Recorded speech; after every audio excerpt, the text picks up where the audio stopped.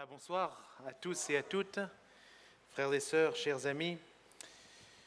J'aimerais vous inviter à lire dans l'épître de Paul aux Éphésiens, Éphésiens 6, à partir du verset 10. Voilà ce qui nous est dit, Éphésiens 6, 10. « Au reste, fortifiez-vous dans le Seigneur et par sa force toute puissante. Revêtez-vous de toutes les armes de Dieu afin de pouvoir tenir ferme contre les ruses du diable. Car nous n'avons pas à lutter contre la chair et le sang, mais contre les dominations, contre les autorités, contre les princes de ce monde de ténèbres, contre les esprits méchants dans les lieux célestes. C'est pourquoi prenez toutes les armes de Dieu afin de pouvoir résister dans le mauvais jour et tenir ferme après avoir tout surmonté. Tenez donc ferme, ayez à vos reins la vérité pour ceinture, revêtez la cuirasse de la justice, mettez pour chaussure à vos pieds le zèle que donne l'évangile de paix. Prenez par-dessus tout cela le bouclier de la foi avec lequel vous pourrez éteindre tous les traits enflammés du malin. Prenez aussi le casque du salut et l'épée de l'esprit, qui est la parole de Dieu. Faites en tout temps par l'esprit toutes sortes de prières et de supplications.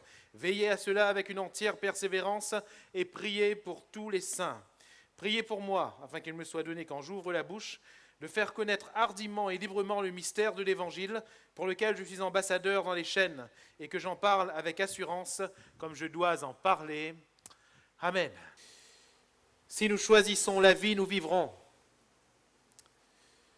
Nous vivrons déjà sur la terre, parce que la vie éternelle commence maintenant.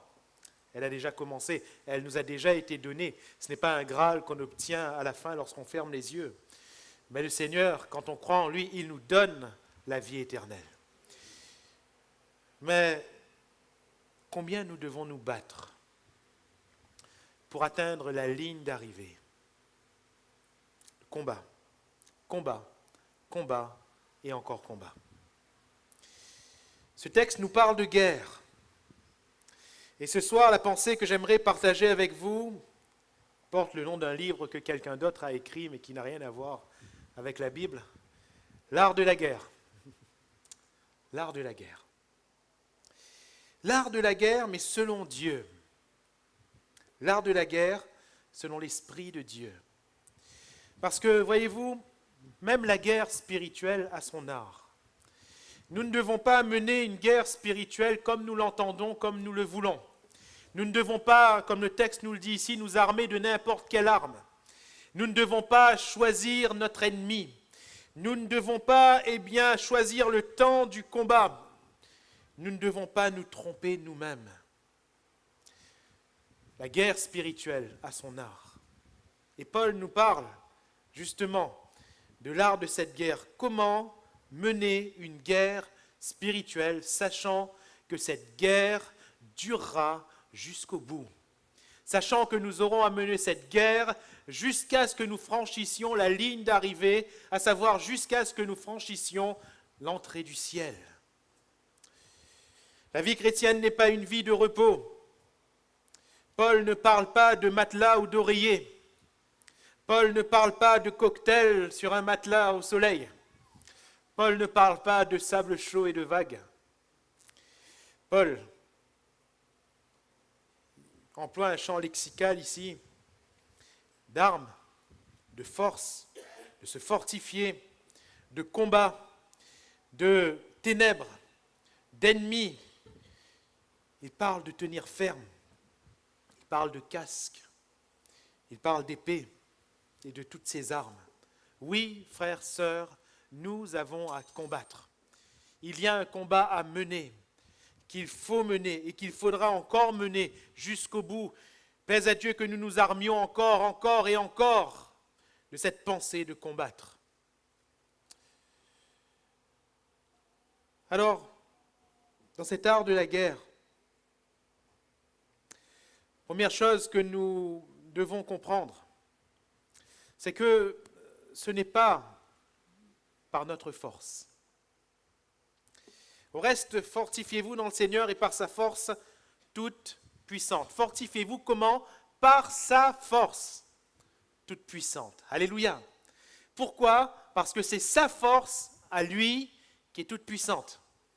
Notre force, elle n'est même pas puissante, si j'ose m'exprimer ainsi. on peut avoir une certaine force, une certaine capacité, certaines aptitudes dans tel ou tel domaine. Mais sachons-le, dans la guerre que nous avons à mener, notre force n'est que faiblesse. Nous devons impérativement regarder notre force comme une faiblesse. Nous l'avons partagé ce dimanche. Quand nous réussirons à considérer notre faiblesse, nous permettrons à Dieu de se glorifier et à la force de Dieu de se manifester. Alléluia. Mais tant que nous appelons notre capacité une force, Dieu il n'aura qu'un langage. Eh bien, vas-y. Vas-y. Si tu as de la force, vas-y. Bats-toi. Bats-toi et gagne. Nous n'y arriverons pas. Fortifiez-vous dans le Seigneur et par sa force toute puissante. Et quelle est la force toute puissante dont il s'agit ici? Il ne s'agit pas d'un aura. Il ne s'agit pas d'une spiritualité visuelle. Il ne s'agit pas d'une carrure, absolument pas. Il ne s'agit pas d'avoir une éloquence. Il ne s'agit pas ici de fait d'élever sa voix en quoi que ce soit, non. Cette force toute puissante, Jésus en parle. Avant de monter au ciel, dans Actes chapitre 1er, verset 8, il va dire, vous recevrez une puissance quand le Saint-Esprit viendra sur vous. Vous recevrez une puissance et vous serez mes témoins. Alléluia. Vous recevrez une puissance quand le Saint-Esprit viendra sur vous. De quelle force s'agit-il? Pas la nôtre. Et le Seigneur va le déclarer par la bouche du prophète, ce n'est ni par la force, ni par la puissance, mais par mon esprit, dit l'Éternel des armées. Alléluia. Qui es-tu, montagne? Devant Zorobabel, tu seras aplani, parce que ce n'est pas une force d'homme, mais la force de Dieu. Et devant la puissance de Dieu, devant le Saint-Esprit, même les plus grandes autorités s'abaissent. Même les plus grands pouvoirs se prosternent. Même ceux qui ont reçu quelque domination que ce soit fuient. Parce que l'Esprit de l'Éternel peut mettre en fuite n'importe quelle puissance. Alléluia. L'Esprit de Dieu. Voilà notre force, voilà notre puissance. Et quand nous sommes remplis du Saint-Esprit, que nous parlons par l'Esprit, que nous agissons par l'Esprit, Dieu fait son œuvre. Si nous avons un combat à mener, frères et sœurs, c'est avant tout le combat de l'Esprit. Et ce combat, nous le menons par l'Esprit. Alléluia. Le combat spirituel, l'art de cette guerre spirituelle, c'est une guerre par le Saint-Esprit, ni par la force, ni par la puissance. Et pour bien comprendre cela, il faut cerner l'œuvre de Dieu. L'œuvre de Dieu, ce n'est pas seulement la vie que je mène. Ce n'est pas seulement mon combat à moi. Oui, ça en fait partie. Mais ce n'est pas seulement mon combat à moi. Mais au travers de ma vie, Dieu poursuit un but. Dans mon cœur, Dieu poursuit un but. Et avec moi, il veut poursuivre son plan. Il attend que nous soyons des instruments entre ses mains, des serviteurs fidèles, afin d'accomplir son plan. Alléluia. Mon frère, ma sœur, remplis-tu et poursuis-tu le plan de Dieu? C'est capital. C'est capital. Si nous marchons avec le Seigneur pour notre vie à nous et pour nos besoins à nous, pour remplir nos plans à nous, je crois que nous nous trompons. Nous nous trompons de combat. Nous nous trompons de champ d'œuvre, nous nous trompons. Mais si nos yeux sont fixés sur le Seigneur, et si notre cœur est pris par l'œuvre de Dieu, frères et sœurs, déjà nous menons le bon combat. Et nous nous rendons compte combien nous avons besoin du Saint-Esprit. Et le Saint-Esprit est donné à ceux et à celles qui ne se servent pas, mais qui servent le Seigneur. On peut avoir nos ambitions personnelles. Je me souviens de cette famille qui, à un moment donné, avait suivi le Seigneur. Belle conversion, beau témoignage, à un moment donné, on ne les a plus vus. Alors, quand on a cherché à savoir, on a appris qu'ils étaient venus vers le Seigneur pour leurs problèmes, et une fois que les problèmes étaient résolus, ils étaient partis. Ils n'avaient plus besoin du Seigneur. Mais j'aimerais dire que si notre mobile est là, nous ne menons pas le combat. Nous ne menons pas. Nous avons cru que le combat, c'était celui de notre situation à nous. Or, le combat, Paul ne dit pas que ce sont les situations que nous traversons. Le combat, c'est le combat dans l'œuvre de Dieu. Les luttes, les combats, les tribulations que nous connaissons est à cause de l'œuvre de Dieu. Que personne ne souffre, va dire Pierre, comme un malfaiteur. Mais si nous souffrons à cause de l'œuvre de Dieu, frères et sœurs, nous sommes en train de mener le bon combat. Et nous sommes conscients que nous avons besoin du Saint-Esprit. Quand Dieu dit ni par la force, ni par la puissance, mais par mon esprit, deux choses à considérer, il est en train de dire à ce peuple, il est en train de dire à Zorobabel, il est en train de dire à Josué, le souverain sacrificateur, vous ne devez pas y aller avec vos capacités à vous, avec votre force à vous, parce que vous n'y arriverez pas. Mais la deuxième chose, vous n'y arriverez pas à quoi? À faire l'œuvre de Dieu. Non pas dans votre vie personnelle. Rappelez-vous, le prophète, dans un ton de reproche, leur disait, mais est-ce le moment pour vous de bâtir vos maisons, de lambrir vos maisons? Vous êtes en train de soigner votre confort alors que la maison de Dieu est abandonnée. Et Dieu rappelait ce peuple au véritable combat. Dieu rappelait ce peuple au véritable enjeu. C'est l'œuvre de Dieu. Pourquoi le Seigneur nous a-t-il appelés, frères et sœurs, chers amis? C'est pour son œuvre. Ce n'est pas pour qu'on soit mieux dans notre condition à nous seulement. C'est pour son œuvre. C'est pour cela que, si nous gardons nos mobiles à nous, nos buts à nous, en première ligne, quand Dieu ne répond pas à nos prières, nous sommes frustrés et nous nous en allons. Nous nous en allons, malheureusement. Nous nous sommes trompés de but. Ainsi, fortifiez-vous dans le Seigneur et par sa force toute puissante. Pierre a été fort par le Saint-Esprit. Paul a été fort par le Saint-Esprit. Ses apôtres ont été forts par le Saint-Esprit. Ses diacres, Étienne, Philippe, les autres, ont été forts par le Saint-Esprit. Et tous ces hommes, toutes ces femmes de l'Église primitive et dans la suite des temps, on peut dire que l'Église est restée debout. Comment? Par le Saint-Esprit. Alléluia. Par des hommes et des femmes remplis du Saint-Esprit. C'était ce qu'ils recherchaient. Paul arrive à Éphèse en Acte 19 et qu'est-ce qu'il dit à ses premiers disciples qu'il rencontre, une douzaine à peu près? Avez-vous reçu le Saint-Esprit lorsque vous avez cru?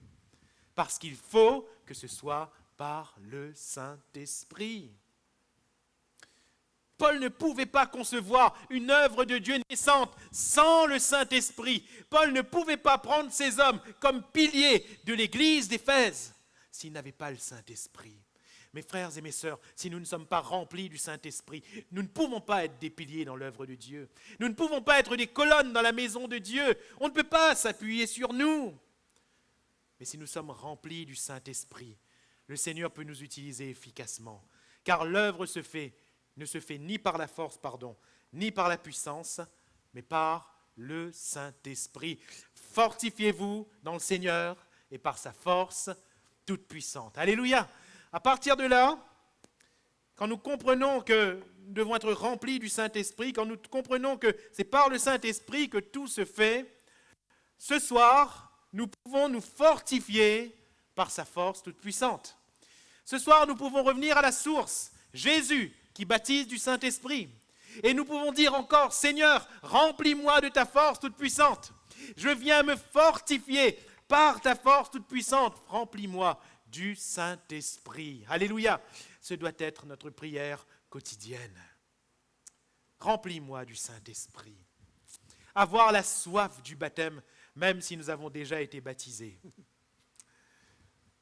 Avoir la soif d'être remplis, comme si nous avions toujours été vides. Le Seigneur honore de telles intentions. Le Seigneur honore de tels cœurs. Le Seigneur honore une telle foi. Alléluia. Fortifiez-vous donc dans le Seigneur et par sa force toute puissante. Toujours dans cet art de la guerre, dans le verset 11, il nous est parlé de se revêtir de toutes les armes de Dieu, et cela nous les verrons dans un instant. Mais il nous est cité, nous avons besoin de cette force, pourquoi? Il nous est cité l'ennemi. Afin de pouvoir tenir ferme contre les ruses de qui? De qui? Du diable. Afin de pouvoir tenir ferme contre les ruses du diable. Paul identifie l'ennemi. Le seul ennemi, le diable. Et Paul étaye la chose. Verset 12, « Car nous n'avons pas à lutter contre la chair et le sang, mais contre qui? Les dominations, les autorités, les princes de ce monde de ténèbres, les esprits méchants dans les lieux célestes. »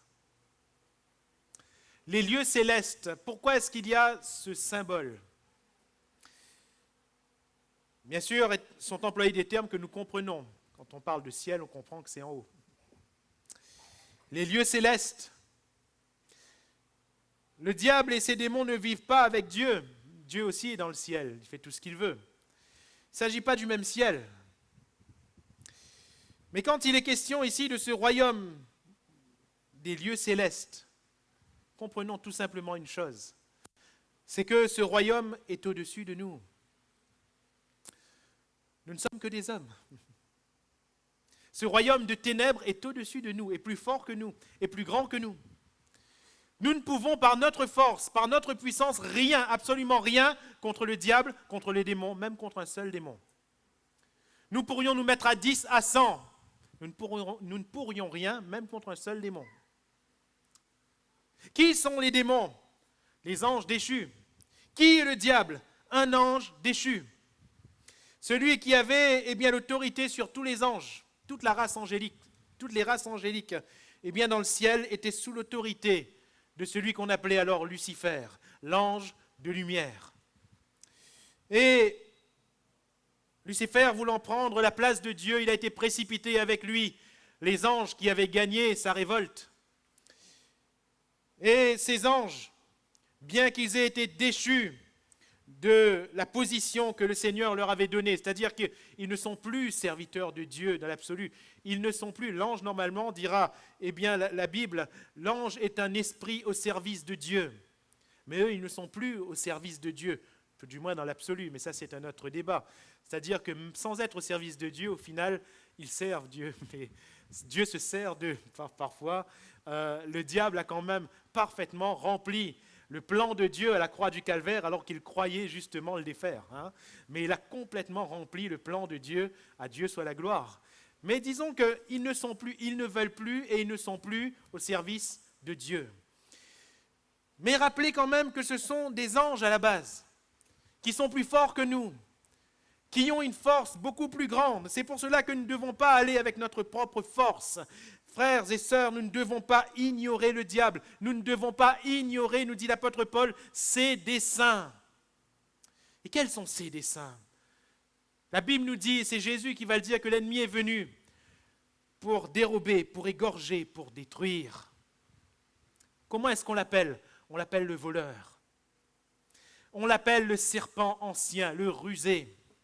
On l'appelle l'accusateur des frères. On l'appelle le lion, celui qui vient comme un lion rugissant, cherchant qui dévorer. On lui donne tous ses attributs et là nous voyons tout ce que le diable est capable et veut faire. Nous le voyons. Nous n'avons pas en face de nous un ennemi facile. Nous n'avons pas en face de nous un ennemi qui va abandonner, qui va baisser les bras. Même si par la grâce et par la force de Dieu, nous lui aurons donné un coup, j'imagine les choses. Même si par la puissance de Dieu, nous aurons mis sa puissance à terre, il ne se laissera pas vaincre totalement, mais il reviendra au moment qu'il qualifiera de favorable. Il reviendra. Et le moment favorable, c'est justement, frères, sœurs, là où on dit « ouf, j'ai gagné ». Le moment favorable, souvent, n'est pas quand nous sommes au plus bas fond. Parce que quand même, bêtes comme nous sommes, pardonnez-moi l'expression, je m'y inclus, nous arrivons à avoir le réflexe de chercher Dieu quand ça va mal, pas vrai? Mais au contraire, quand on est en haut là, vous vous rappelez, le diable, qu'est-ce qu'il a fait avec Jésus? Il a pris, il l'a amené en haut, et il l'a amené encore en haut. En haut d'une montagne, en haut du temple, en haut. Et c'est quand nous sommes en haut, quand nous croyons que ça y est, enfin, on me reconnaît, enfin. C'est là où le diable nous précipite. C'est là où il se plaît à nous attaquer. Un moment favorable. Le diable, ses démons ne baisseront pas les bras. Ils s'acharneront, ils s'acharneront, ils s'acharneront encore. Pourquoi ? Jusqu'à faire tomber les enfants de Dieu. Dans le livre de l'Apocalypse, il nous est parlé de ce dragon, image du diable, qui s'en est allé faire la guerre aux saints. Et nous retrouvons ce même terme, la guerre aux saints. Chers amis, quand un pays va faire la guerre à un autre pays, il ne s'arrête pas. Les deux pays ne s'arrêtent pas jusqu'à ce qu'il y en ait un qui soit totalement vaincu. Il y a des batailles et il y a la guerre. Une guerre comprend plusieurs batailles. Récemment, nous avions emmené les enfants, et ça a été aussi là une grâce de Dieu. Vous savez, moi, je suis comme ça, je vois tout ce que l'on peut saisir, je vois cela comme une grâce de Dieu. Nous avons pu aller à un musée qui s'appelle le musée de la Grande Guerre, la guerre 14-18. Et on y a vu décrit donc les différentes batailles. Et il y avait une seule guerre, mais il y avait plusieurs batailles. Plusieurs batailles. Et si vous voulez, dans cette guerre, il y avait telle troupe et la troupe ennemie. Je schématise, ils se tapaient dessus. De temps en temps, il y avait un qui perdait. Puis de temps en temps, il y avait l'autre qui perdait. Et il y avait une guerre qui était remportée par un clan, ensuite une guerre qui était remportée par l'autre clan, ensuite une guerre qui était remportée par un clan, une fois, deux fois, trois fois.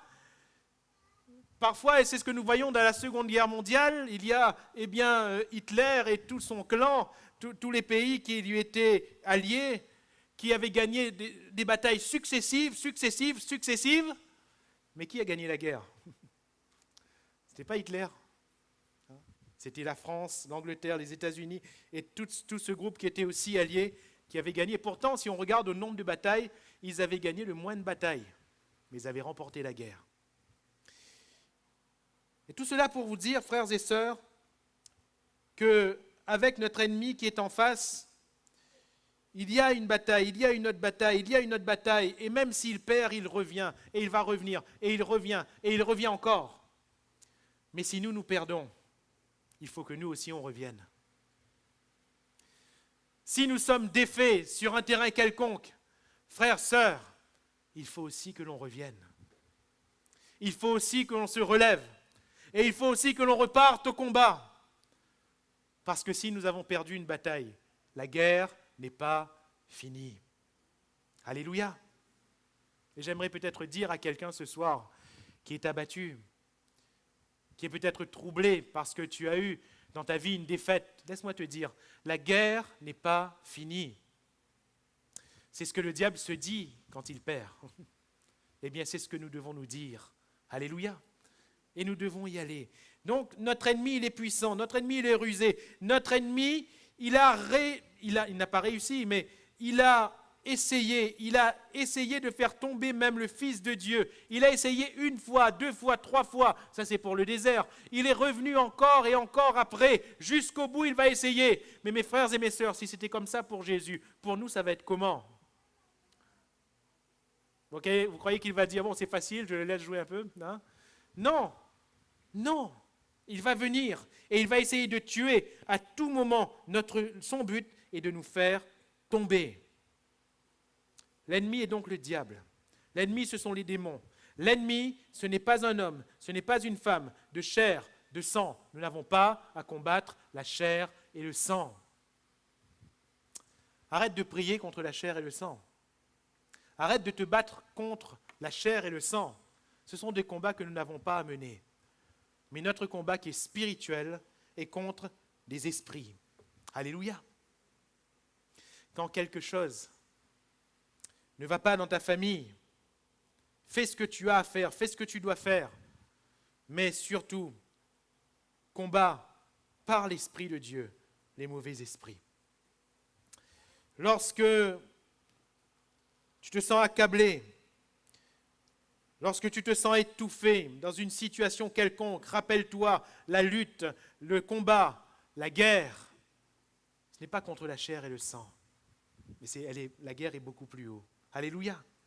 La situation que nous vivons peut ne pas être terminée, mais nous pouvons déjà être plus que vainqueurs par celui qui nous fortifie. Parce que la guerre est justement spirituelle. Alléluia. Ainsi, si on traverse un temps difficile, un temps de chômage, dans notre chômage, nous pouvons être plus que vainqueurs, parce que la guerre est spirituelle. Alléluia.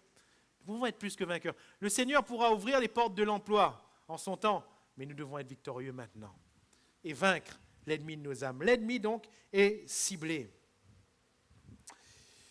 Les armes également. Et les armes sont comme la force et comme l'ennemi. Ces armes sont spirituelles. Les armes de Dieu sont des armes spirituelles. Revêtez-vous donc de toutes les armes de Dieu. Mes frères et mes sœurs, où se trouvent les armes de Dieu? Répondez-moi. Où se trouvent les armes de Dieu?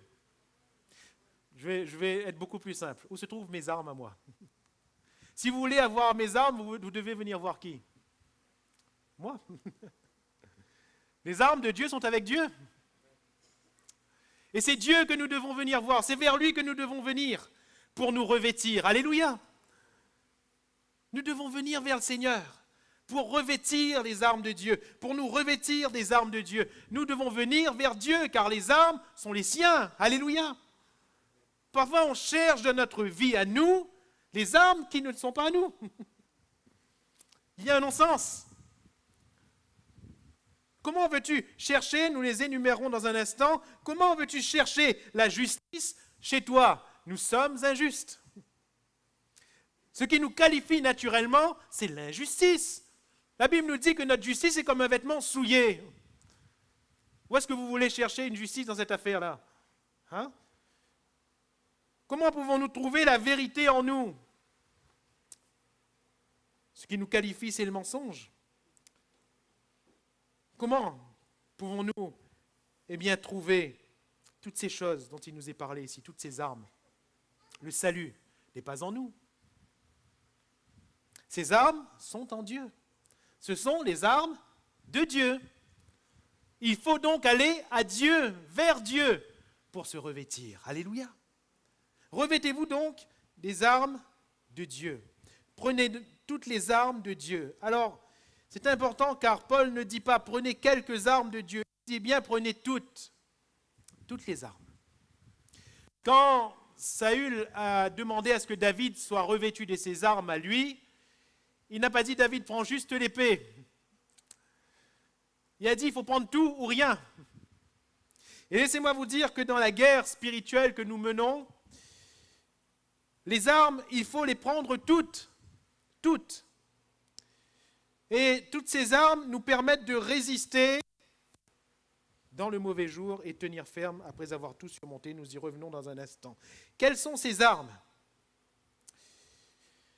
La vérité pour ceinture, la justice pour cuirasse, le zèle que donne l'Évangile pour chaussure, le bouclier de la foi, le casque du salut et l'épée de l'esprit qui est la parole de Dieu. Voilà la panoplie. Voilà quelles sont ces armes. Et mes frères et mes sœurs, bien sûr, c'est une belle image qu'utilise ici l'apôtre Paul. Nous comprenons bien qu'il ne s'agit pas de mettre physiquement une cuirasse, physiquement un casque, etc., etc. Nous parlons bien sûr d'armes spirituelles qui ne sont pas, visibles à l'œil nu comme on visualise des armes, mais qui sont cependant puissantes. Cela me rappelle ce verset. Vous savez, nous sommes dans la fin des temps. Nous sommes dans ce temps où Jésus va paraître et il y a cette parole qui a été donnée dans le livre de l'Apocalypse, le dernier chapitre, chapitre 22, sauf erreur de ma part. Il est dit que celui qui se sanctifie encore, et que celui qui se souille encore. Cette parole, elle est forte. Que celui qui se souille encore. Et que celui qui se sanctifie encore. J'aimerais vous dire qu'il est question ici de se sanctifier. Si nous prenons toutes ces armes, nous n'aurons pas le temps de voir les armes une à une ce soir, mais je crois que les termes parlent d'eux-mêmes. Nous savons c'est quoi la vérité, nous savons ce qu'est le salut, nous savons ce qu'est la foi, nous savons ce qu'est le zèle, etc. etc. Les mots parlent d'eux-mêmes. Mais l'apôtre, ce dont il parle ici, afin de pouvoir gagner la guerre, c'est se sanctifier. Revêtir la vérité encore et encore, c'est aller toujours plus loin dans la vérité. Ta parole est la vérité. Revêtir la justice encore et encore, c'est abandonner l'injustice. Revêtir la vérité, c'est abandonner le mensonge. Revêtir le zèle, c'est abandonner la paresse. C'est abandonner l'inaction. Revêtir, le salut, c'est abandonner la perdition. Mes frères et mes sœurs, la victoire, c'est la victoire de qui ? C'est la victoire des saints. Alléluia. C'est-à-dire de ceux qui se sanctifient. En conclusion, Paul il dit dans ce texte que nous avons lu, priez pour qui ? Pour tous les saints. Alléluia. Pour les saints. Le diable est allé faire la guerre à qui ? Aux saints. Paul, quand il écrit aux églises, il écrit à qui ? Aux saints. Nous sommes les saints de Dieu. Si nous nous sanctifions. Alléluia. Que celui qui se sanctifie encore. Mais que celui qui se souille encore. C'est une direction que nous prenons. C'est un choix que nous faisons dans notre vie. Où nous choisissons la sainteté. Et nous avançons dans la sanctification, où nous choisissons le péché et nous avançons dans la souillure. Que celui qui se souille encore. Peu importe le point où tu es arrivé, l'état dans lequel tu te trouves. Je schématise, peut-être que tu te dis, je suis à 90% de sainteté, frère. Il me manque 10%. Oui, mais est-ce qu'à 90%, tu veux te souiller ? C'est possible. C'est possible. Il suffit juste de faire demi-tour. C'est possible. C'est une conversion, mais dans le mauvais sens. Mais c'est possible. C'est possible. Quel dommage, mais c'est possible. Que celui qui se souille encore. Même celui qui a fait du chemin dans la sanctification, s'il veut s'arrêter et se souiller, qu'il se souille.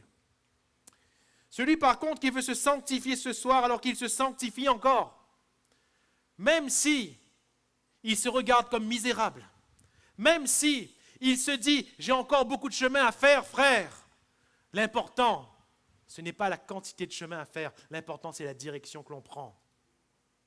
Alléluia. Tu as commencé à te sanctifier, sanctifie-toi encore. Alléluia. Tu t'es beaucoup sanctifié, sanctifie-toi encore. Et avance encore et avance encore dans la sanctification, car c'est là la victoire. Quand nous ne nous sanctifions pas, quand nous n'allons plus dans la direction de la sanctification, frères, sœurs, chers amis, pardonnez-moi l'expression, mais le diable fait de nous du pâté pour chat.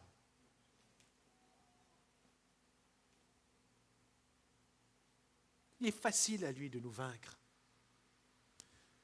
Parce que le péché, c'est l'appui le plus sûr pour lui.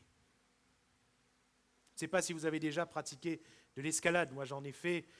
Quand j'étais au lycée, j'en ai fait.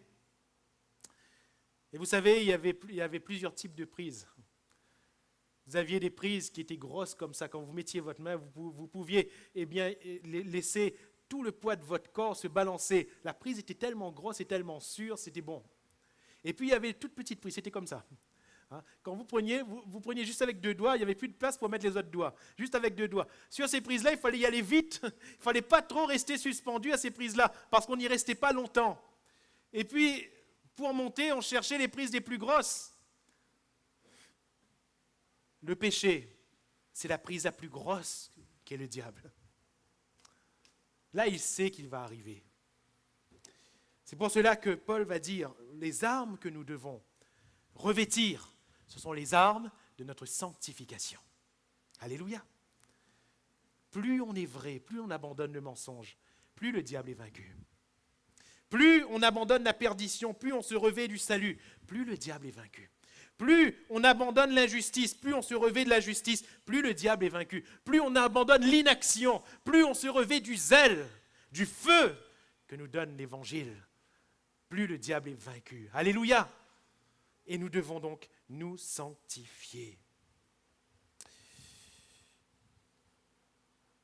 Juste peut-être rester sur cette dernière arme que nous avons citée, l'épée de l'Esprit, qui est la parole de Dieu. Vous vous rappelez que, tout à l'heure nous l'avons dit, la force doit être celle du Saint-Esprit. C'est la force toute puissante.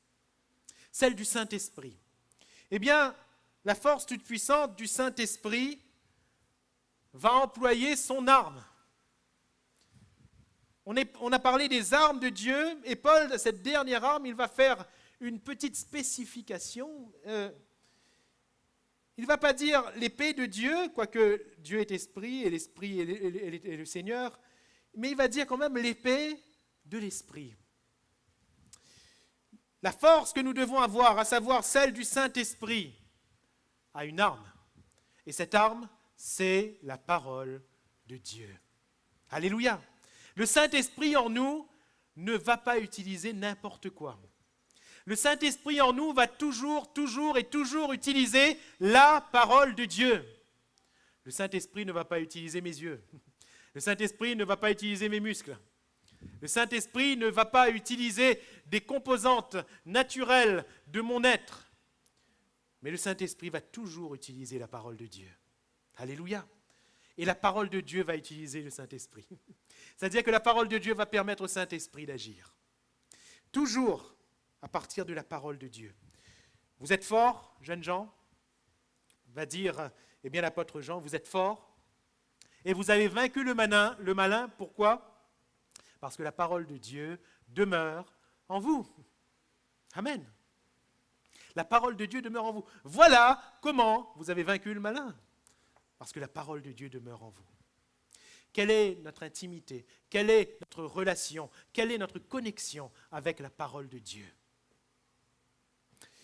Est-ce que la parole de Dieu n'est qu'un livre religieux qui prend un certain nombre de places dans notre vie? Est-ce que la parole de Dieu est un objet superstitieux? On connaît tous, surtout à la Réunion, c'est les créoles. Parfois, dans la case, ils ouvrent la Bible pour chasser mauvais esprit. Laisse la Bible ouverte. Superstition. Superstition, il y a quelqu'un qui a écrit un chant comme ça, superstition. Superstition.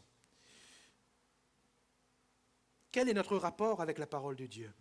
Quelle est notre intimité avec la parole de Dieu? Quelle place a la parole vivante de Dieu dans notre vie?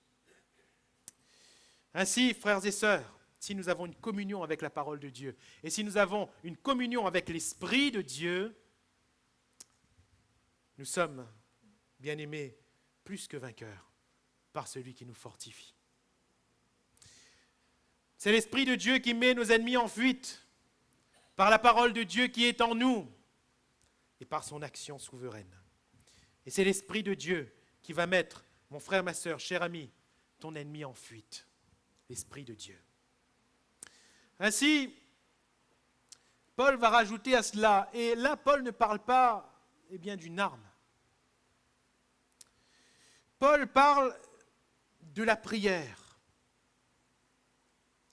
Qu'est-ce que la prière? Est-ce que dans ce contexte, la prière est une arme en plus, une arme supplémentaire? On peut se poser la question. Je crois qu'on ne se tromperait pas si on disait que la prière était une arme, on ne se tromperait pas. Mais Paul cite les armes et ensuite il dit « Faites en tout temps, par l'Esprit, toutes sortes de prières, de supplications avec action de grâce. » Ailleurs. qu'est-ce que la prière? Quel est le but de la prière? Quel est le rôle de la prière dans ce passage? Eh bien, mes frères et mes sœurs, j'aimerais le dire tout simplement. Nous sanctifier n'est pas en soi le combat. Qu'est-ce qui va nous permettre de nous sanctifier? C'est la prière. Alléluia. Comment voulez-vous revêtir la vérité sans prière? Comment voulez-vous revêtir le salut sans prière? Comment voulez-vous revêtir ces armes de Dieu sans prière? Comment voulez-vous vaincre le diable sans prière? Jésus, comment il a repoussé le diable dans le désert? 40 jours de prière. 40 jours de jeûne et de prière. Ainsi, quand Paul dit ici, eh bien de prier, lorsqu'il nous demande, eh bien de prier, il ne parle pas d'une arme supplémentaire, mais il parle du combat même. Car le combat, c'est celui de la prière. Alléluia. Un chrétien qui combat, c'est un chrétien qui prie. Qu'est-ce que vous pensez quand l'apôtre dit, et cela revient assez souvent, il va dire fortifiez-vous, il va dire tenir ferme, il va dire, eh bien, il va parler de prendre les armes de Dieu pour résister dans le mauvais jour, tenir ferme après avoir tout surmonté. Il va dire tenez donc ferme, et il va parler à chaque fois de cette fermeté, de tenir, de tenir, de tenir. Qu'est-ce qui nous permet de tenir? La prière. Alléluia. C'est la prière. Qu'est-ce que vous croyez qui va vous donner de la force de Dieu? Venir seulement dans ce lieu de culte, c'est bien. C'est bien. Ça nous renouvelle, oui. Mais qu'est-ce qui nous permet de tenir? Le fait d'écouter un message, le fait d'écouter une prédication nous permet de tenir. Ça nous fait du bien, ça nous renouvelle, ça nous équipe, ça nous nourrit. Mais ce qui en définitive nous permet de tenir, c'est la prière. Alléluia. C'est la prière. Faites en tout temps par l'Esprit toutes sortes de prières et de supplications. Veillez à cela avec une entière persévérance. Alléluia. C'est là où il faut tenir ferme. C'est là où il ne faut pas lâcher, parce que le combat, c'est là. L'art de la guerre est en réalité l'art de la prière. Jésus a dit quoi vis-à-vis de notre ennemi, le diable? Veillez et priez afin de ne pas tomber en tentation. Alléluia. Jésus n'a pas dit chanter. Je crois que le chant a toute sa place dans notre vie spirituelle. Mais le texte ne nous dit pas chanter. Je crois que, eh bien, beaucoup d'activités ont toute leur place dans notre vie spirituelle. Mais Jésus dit veillez et priez. Qu'est-ce qu'il faisait, Jésus? Il priait. Si nous prions, si nous nous employons à la prière, nous pouvons tenir ferme. Nous pouvons, eh bien, faire l'œuvre de Dieu. Car l'œuvre de Dieu, c'est faite dans la prière, dans les supplications, dans les larmes. Frères et sœurs, si nous sommes là ce soir, ça n'a pas été à cause de personnes qui se sont retrouvées seulement. Ça n'a pas été à cause de personnes qui ont chanté ensemble seulement. Ça n'a pas été à cause de personnes qui ont écouté de belles prédications seulement. Si nous sommes là ce soir, c'est parce que des hommes et des femmes avant nous ont pleuré, ont prié, se sont tenus sur leurs genoux et ont supplié le Seigneur pour le salut des âmes. C'est pour cela que nous sommes là ce soir. Alléluia. Des hommes et des femmes ont mené le combat de la foi avant nous. Mais ce combat, voulons-nous le mener? Parce que le combat est celui de la prière. La guerre, on la gagne en définitive par la prière. S'il n'y a pas de prière, il n'y a pas de victoire. Parce que s'il n'y a pas de prière, il n'y a pas de combat. Il n'y a aucun combat. Faites-moi confiance. Enlevons la prière de nos réunions. Venons juste chanter, écouter la prédication, ensuite saluons-nous et rentrons chez nous. On va voir quelle victoire on va gagner. La prière. La prière, et encore la prière. Alléluia. Et depuis que, pour ma part, personnellement et intimement devant Dieu, depuis que j'ai saisi cela, je chéris les temps de prière. Dans ma vie personnelle, chez moi, et aussi dans la collectivité qu'est l'Église.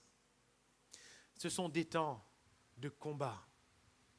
Ce sont des temps où la victoire nous est assurée par le Seigneur. Quand je pense qu'il suffit qu'on vienne, que l'on supplie, que l'on prie le Seigneur pour avoir la victoire. Alléluia. Que l'on vienne, que l'on prie, que l'on supplie le Seigneur pour que des portes s'ouvrent, pour que des chaînes tombent, pour que des âmes soient sauvées, pour que nos frères et nos sœurs grandissent dans la foi, pour que des petites situations de la vie ne constituent pas pour nous un coup d'arrêt. Frères, sœurs, il faut la prière. Il faut la prière. Et tout prend son sens. Si nous ne nous sanctifions pas nous-mêmes, notre prière n'a pas de poids. Et si nous ne prions pas, nous ne pouvons pas non plus nous sanctifier. Tout est autour de la prière. Cette relation formidable que nous avons avec Dieu. Ainsi, Paul va dire priez. Vous avez vu, priez avec des supplications, veillez à cela avec une entière persévérance et priez pour tous les saints. Priez pour tous les frères, pour toutes les sœurs. Premier point. Deuxième point de prière. Priez pour moi, afin qu'il me soit donné quand j'ouvre la bouche, de faire connaître hardiment et librement le mystère de l'Évangile pour lequel je suis ambassadeur dans les chaînes. Vous voyez, prier pour l'œuvre de Dieu, c'est prier pour les saints, prier pour les frères, pour les sœurs, et prier pour la prédication de la parole, afin que la parole de Dieu percute des cœurs, afin que des hommes et des femmes tombent sur leur face, soient confus et disent « Hommes, frères, que ferons-nous » Que des âmes soient transformées, que des corps soient instantanément guéris, que l'œuvre de Dieu se fasse par la prédication de la parole de Dieu et par la prière. Alléluia. Ainsi, ce soir, frères et sœurs, comprenons l'importance, la primeur de la prière dans ce combat, et j'aimerais conclure avant que l'on prie. Le temps de prière n'est pas un temps chronologique. Ce n'est pas parce que nous aurons prié 2 heures plutôt qu'1 heure que cela sera plus efficace. Ne nous trompons pas. Jésus, très souvent, devant le malade, il ne priait plus, parce que son temps de prière, c'était avant. Il guérissait le malade. Et Jésus va dire à ses disciples, allez, guérissez les malades. Parce que le même principe devait revenir. La prière est celle de l'intimité. La Bible nous parle de l'Église qui était en prière. Et personne n'est allé devant la porte de fer de la prison de Pierre en disant « Au nom de Jésus, je t'ordonne, ouvre-toi ». Personne. Mais l'Église ne cessait d'adresser des prières à Dieu. Alléluia. L'Église, ce soir-là, était en prière. Je vous pose la question, est-ce que ça signifie que personne n'était plus allé travailler? Que tout le monde était resté là en train de prier? Les enfants n'allaient plus à leur éducation scolaire? Les uns et les autres n'allaient plus à leurs activités, la case t'es reste sale. Tu ne fais plus rien, tout le monde t'es reste là, et t'es pris.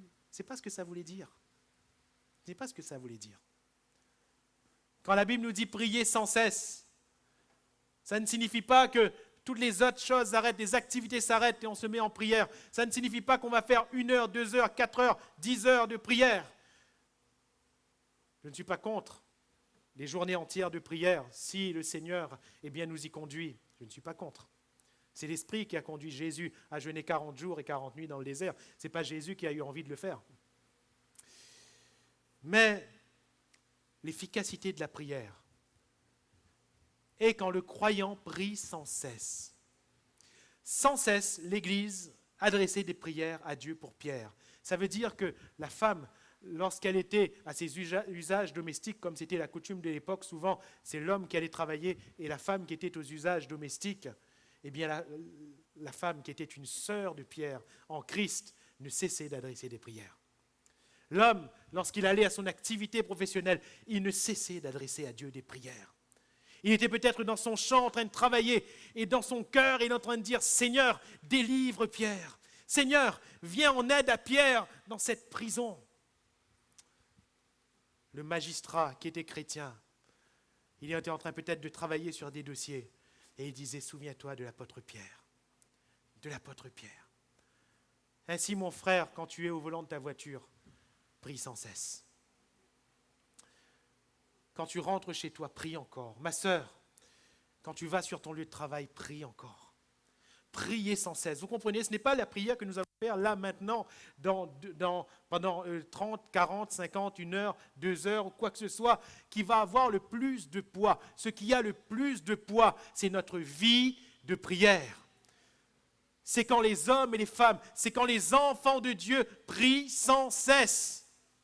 C'est là où il y a un poids réel. Et quand nous prions sans cesse, et quand nous nous retrouvons ensemble pour nos moments de prière, ce sont des moments puissants. Ce sont des moments puissants. Ce sont des moments où le ciel s'ouvre. Ce sont des moments où l'abondance de la grâce est déversée sur des vies, où le Seigneur est en train d'agir et de libérer quelqu'un qui est en prison. Alléluia. La vie de prière. L'art de la guerre, c'est l'art de prier